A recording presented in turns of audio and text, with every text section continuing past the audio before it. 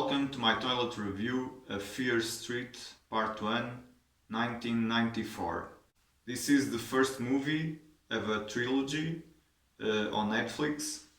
I think they are all dropping on Fridays. It started yesterday on Friday, and next Friday and the part 2, and the Friday after that part 3. And every movie is in a different year, and there's a through line that connects them all. I think they are all on the same place. Shadyville? No. Shady something. Sunnyville, Shadyville. Yeah, I think it's Shadyville. A small town in rural America or wherever. This movie, it is a terror movie, a slasher movie, to be more precise. It's a slasher movie.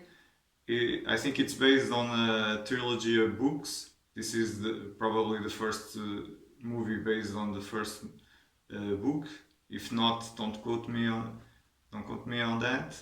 It's from the same author as Goosebumps, that I never watched the movies, I never read the books, so I'm just going by what I saw in this movie. So it's a slasher, reminds me a lot of Scream, and I'm not a fan of horror, not really. There's some vibes also of Stranger Things, although it's in a different decade. I think the production reminds a little bit of Stranger Things, the mood and whatnot, and it's all on Netflix. I don't know if there is some crossover. For sure there is crossover with some of the actors, at least one actress in this movie and at least another actress in the second one. I didn't enjoy much the movie, especially the execution. I did enjoy the story and the mythology, like what I think they are doing, like everything that is connected to like what is happening in 1994. And I think the next movie is what happened in 1978, and then what happened and created all of this in 1666, the year of the devil, I guess.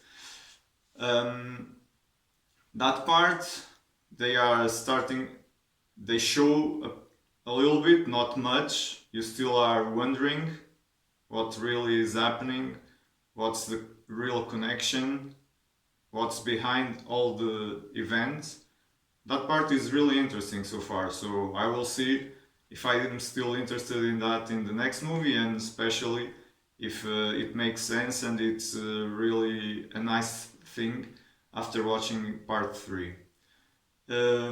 But also the story of what is happening in 1994 is very interesting to me. And the execution is what is lacking. There is a character that is so cheesy, and I guess it was written to be like that. I didn't appreciate it. It is like not just that character is like a goof, a goofball, and not anyone else in the movies.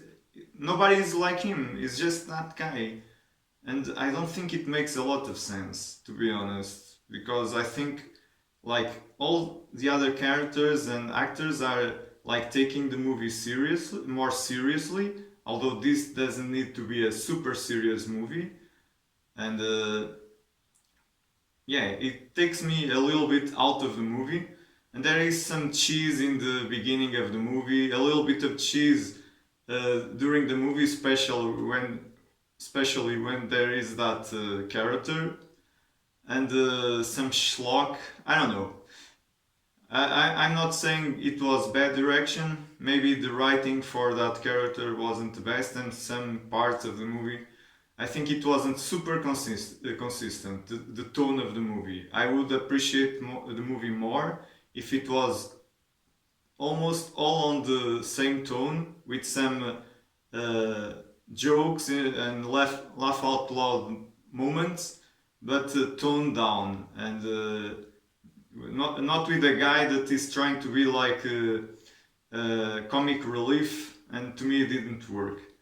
But the story and the other characters and what's going to happen or what happened in the past that is creating this, it's very interesting.